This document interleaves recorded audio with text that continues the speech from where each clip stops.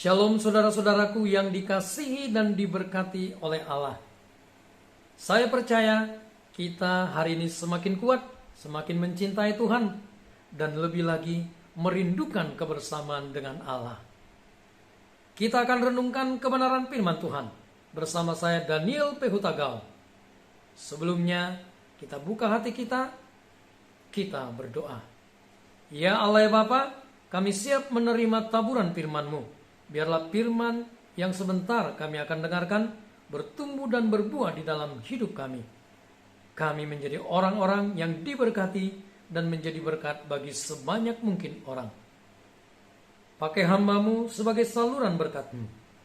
Dalam nama Tuhan Yesus, haleluya, amin.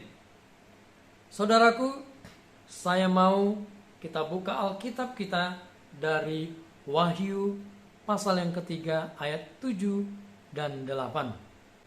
Dan tuliskanlah kepada malaikat jemaat di Philadelphia. Inilah firman dari yang kudus, yang benar, yang memegang kunci Daud. Apabila ia membuka, tidak ada yang dapat menutup. Apabila ia menutup, tidak ada yang dapat membuka. Aku tahu segala pekerjaanmu. Lihatlah, aku telah membuka pintu bagimu yang tidak dapat dibuka oleh seorang pun. Aku tahu bahwa kekuatanmu tidak seberapa, namun engkau menuruti firmanku dan engkau tidak menyangkal namaku. Saudaraku, firman Tuhan ini disampaikan kepada jemaat di Philadelphia. Kita akan melihat apa yang Tuhan kerjakan bagi jemaat di Philadelphia. Berdasarkan kebenaran firman Tuhan ini, saya memberikan judul khotbah saya, cara membuka pintu mujizat. Cara membuka pintu mujizat. Saudaraku, kalau berbicara tentang pintu, saya yakin semua kita tahu. Karena di rumah kita masing-masing ada dan banyak pintu. Pintu depan, pintu belakang, pintu kamar mandi, dan sebagainya. Mujizat apa itu? Mujizat adalah suatu kejadian, peristiwa yang ajaib, yang tidak dapat dipahami, yang sulit dipahami oleh akal pikiran kita yang terbatas ini. Nah, kalau dikatakan pintu mujizat adalah jalan yang membawa kita sampai dan menikmati mujizat-mujizat Allah, sampai kepada keajaiban-keajaiban kasih karunia-Nya. Mujizat Allah akan menjadi sesuatu yang disediakan Allah yang dapat kita nikmati ketika pintu mujizat itu dibuka bagi setiap kita. Pertanyaannya saudaraku, bagaimana caranya supaya kita bisa masuk? Bagaimana caranya pintu itu terbuka dan kita menikmati mujizat-mujizat Allah? Yang pertama saudaraku, saya bacakan untuk kita. Dan tuliskanlah kepada malaikat jemaat di Philadelphia, inilah firman dari yang kudus, yang benar, yang memegang kunci Daud. Apabila ia membuka, tidak ada yang dapat menutup. Apabila ia menutup, tidak ada yang dapat membuka. Firman Tuhan menyampaikan kepada kita, Yesus Kristus adalah yang kudus, yang benar, yang memegang kunci Daud, yang membuka pintu-pintu yang tertutup. Saudaraku, pengetahuan ini harus disertai oleh pengenalan yang benar. Hal yang pertama, pengenalan yang benar akan Kristus. Ini yang pertama yang harus kita miliki. Pengetahuan kita harus dilanjutkan masuk ke dalam pengenalan. Nah, bagaimana kita bisa mengenal? Bagaimana kita bisa meyakini? Bagaimana pengetahuan kita tentang yang benar, yang kudus, yang memegang kunci Daud, itu berdampak, itu berpengaruh, itu mengubahkan hidup kita, itu membuat kita kuat, itu membuat kita memiliki iman yang teguh di dalam hidup ini untuk memegang dan percaya kepada Dia dan firman-Nya. Saudaraku, kita perlu apa yang disebut dengan roh hikmat dan wahyu. Saya bacakan Efesus 1 ayat yang ke-17. Dan meminta kepada Allah Tuhan kita Yesus Kristus, yaitu Bapa yang mulia itu, supaya ia memberikan kepadamu roh hikmat dan wahyu untuk mengenal Dia dengan benar. Pengetahuan yang kita miliki haruslah masuk menuju kepada sesuatu yang membawa kita mengenal Yesus dengan benar. Roh hikmat dan wahyu yang dikerjakan Allah di dalam diri kita, itulah yang memampukan kita, itulah yang membuat kita mengenal Yesus Kristus dengan benar. Saudaraku, pengenalan yang benar akan Kristus akan membuat kita hidup benar. Jadi hal yang pertama ini sangat penting, yaitu mengenal Yesus Kristus dengan benar. Lewat roh hikmat dan wahyu yang dikerjakan Allah, kita bisa mengenal Allah dengan benar. Ketika terjadi kesulitan, tekanan di dalam hidup ini, kita melihat pintu-pintu sepertinya tertutup. Pintu pekerjaan, pintu perjodohan, pintu berkat, dan pintu-pintu lain. Maka saudaraku, ketika kita mengenal Yesus dengan benar, maka kita akan menjadi tenang. Kita menjadi memiliki damai di dalam hidup kita karena kita tahu Yesus yang kita kenal, firman-Nya ya dan amin. Dia sang pembuka pintu akan membukakan pintu bagi kita. Kalau Tuhan Yesus membukakan pintu bagi jemaat di Philadelphia, bukankah kita yang adalah jemaat Allah, jemaat Tuhan, orang percaya, ketika kita mengenal Dia dengan benar, keyakinan iman yang tumbuh itu menjadikan kita kuat memegang kebenaran firman Tuhan. Saudaraku, firman Tuhan berkata, Tuhan suka, Tuhan berkenan ketika kita percaya kepadanya. Amin. Nah, saudaraku, Paulus mengatakan di dalam Filipi 3 ayat yang ke-10, yang dikehendakinya adalah mengenal Dia, mengenal Yesus dengan benar. Ini sangat penting bagi kita. Harus ada di dalam diri kita, aku punya hasrat, aku punya tekad, aku ingin lebih lagi mengenal Yesus, lebih lagi hidup di dalam persekutuan yang indah dengannya. Jadi pengenalan Yesus Kristus dengan benar, ini berhubungan bagaimana hubungan pribadi kita, bagaimana kita membangun hubungan pribadi yang akrab dengan Allah. Ini menjadi landasan, pondasi yang menumbuh kembangkan, menguatkan, menumbuhkan iman kita di dalam kehidupan ini. Ini yang pertama, saudaraku. Yang kedua, mari kita lihat. Yang kedua, saya akan membawa kita ke dalam ayat yang ke-8.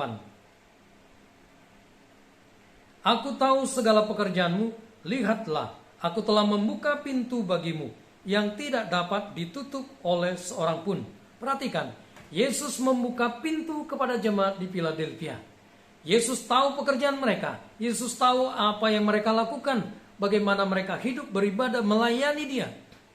Hal yang kedua, saudaraku, dikatakan, aku tahu bahwa kekuatanmu tidak seberapa. Ini berbicara tentang keterbatasan kita. Jadi poin yang kedua.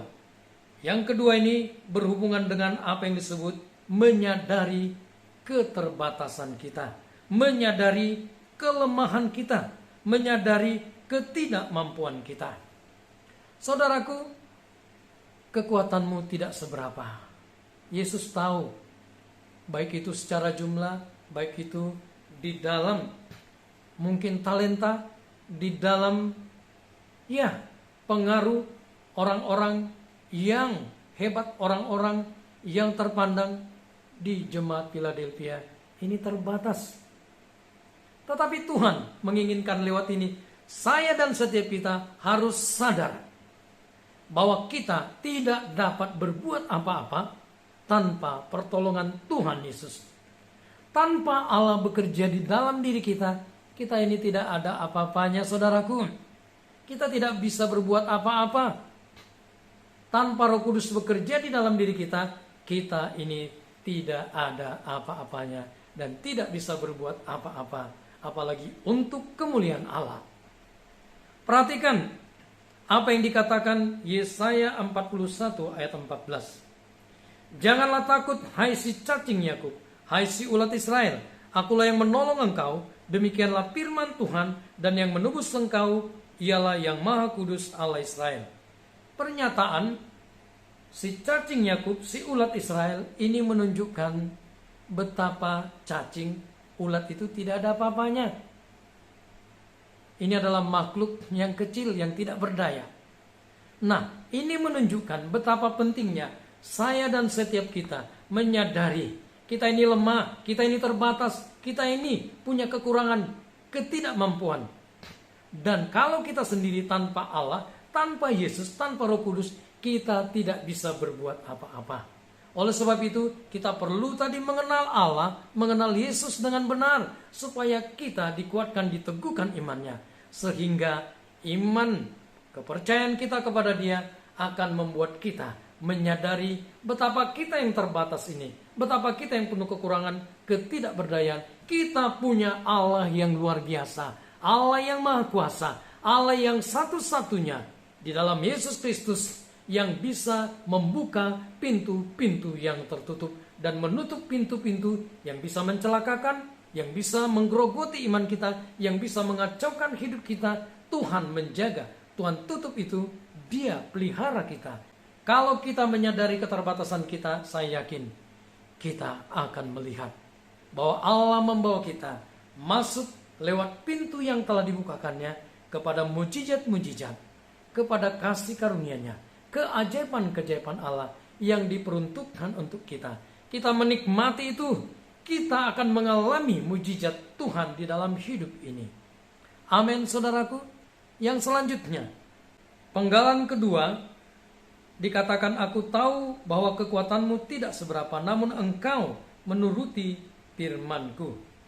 Hal yang ketiga, untuk kita bisa melihat pintu itu terbuka, bukan oleh kita, tetapi oleh si pembuka pintu, yaitu Yesus Kristus, maka kita butuh menjadi orang-orang yang menuruti firman Tuhan. Tuhan menginginkan ketaatan kita. Tuhan menginginkan kita hidup di dalam ketaatan, hidup di dalam kasih-Nya. Kalau kita mengasihi Tuhan Allah, mengasihi Yesus, bergantung kepada Roh Kudus, itu akan diwujudkan di dalam ketaatan. Hati yang taat akan dikerjakannya ketika kita datang merendahkan diri di hadapannya. Bersekutu dengan Dia, menyadari keterbatasan kita, merendahkan diri di hadapan Allah, memohon belas kasihan Allah, maka kita akan melihat, kita akan sampai kepada mujizat Allah. Pintu itu akan dibukakan bagi setiap kita. Amin, saudaraku. Perhatikan apa yang dikatakan Yohanes 14 ayat 15 dan 21. Jikalau kamu mengasihi aku, kamu akan menuruti segala perintahku. Barang siapa memegang perintahku dan melakukannya, dialah yang mengasihi aku. Dan barang siapa mengasihi aku, ia akan dikasihi oleh Bapa-Ku, dan aku pun akan mengasihi dia dan akan menyatakan diriku kepadanya. Saudaraku, sangat penting ketaatan kita kepada Allah. Kalau kita berkata, aku mengasihi Tuhan, aku mengasihi Yesus, maka harus diwujudkan di dalam tindakan, yaitu ketaatan kepada firman-Nya. Amin, saudaraku. Nah, yang selanjutnya, mari kita lihat. Yang keempat, Wahyu 3:8 di penggalan kedua bagian yang terakhir. Engkau tidak menyangkal namaku. Yang keempat, untuk terbukanya pintu mujizat, di mana Yesus seperti jemaat di Philadelphia membuka pintu bagi jemaat Philadelphia, karena Dia tahu pekerjaannya, karena Dia tahu bagaimana sikap hati, keadaan, kehidupan orang-orang yang ada di Philadelphia. Tuhan membukakan pintu mujizat itu. Pekerjaan, karya, pertolongan, mujizat Allah dinyatakan di dalam kehidupan mereka yang ada di jemaat Philadelphia. Dan itu juga adalah menjadi sesuatu yang menjadi bagian hidup kita, yang bisa kita nikmati, yang telah disediakan Allah bagi kita. Oleh sebab itu, jangan pernah menyangkal nama Tuhan, tetapi muliakanlah Tuhan, agungkan namanya, siarkan, beritakan namanya. Seperti yang dikatakan oleh kebenaran firman Tuhan di dalam Kisah Rasul 4 ayat 12. Dan keselamatan tidak ada di dalam siapapun juga selain di dalam Dia, yaitu Yesus Kristus. Sebab di bawah kolong langit ini tidak ada nama lain yang diberikan kepada manusia yang olehnya kita dapat diselamatkan. Kita harus menyatakan, memberitakan Injil, memberitakan nama Yesus, menyatakan kepada orang-orang yang tidak mengenal Allah bahwa Yesus Kristus adalah jalan kebenaran dan hidup. Hanya di dalam Dia ada keselamatan. Nama Yesus jaminan keselamatan hidup yang kekal, dan orang-orang yang merindukan surga akan dibawa masuk ke sana ketika mereka percaya menerima Yesus sebagai Tuhan dan Juru Selamat pribadi mereka. Itu terjadi karena kita memberitakan Injil. Itu terjadi karena kita menyaksikan dan meninggikan nama Yesus supaya orang mengetahuinya. Yesus berkata, "Akulah jalan kebenaran dan hidup. Tidak ada seorang pun yang sampai kepada Bapa kalau tidak melalui aku." Maka kita harus meyakini dengan teguh menyampaikan Injil. Hanya Yesus jalan menuju surga yang mulia. Amin, saudaraku. Yang kedua, kalau kita tidak menyangkal Allah, menyangkal nama Yesus, ini berkaitan bagaimana kehidupan kita. Saya mau bacakan bagi kita Titus 1 ayat 16. Mereka mengaku mengenal Allah, tetapi dengan perbuatan mereka menyangkal Dia. Mereka keji dan durhaka dan tidak sanggup berbuat sesuatu yang baik. Saudaraku, firman ini menunjukkan kepada kita, seseorang bisa menyangkal Allah ketika perbuatannya tidak sesuai dengan pengakuannya. Nah, saudaraku, firman Tuhan ini berkata kepada kita, kalau kita tidak menyangkal Allah, itu harus diwujudkan di dalam perbuatan kita, kehidupan kita yang berpegang dan berjalan sesuai dengan kebenaran firman Tuhan. Biarlah keempat hal ini menjadi bagian hidup kita. Amin, saudaraku. Kita berdoa.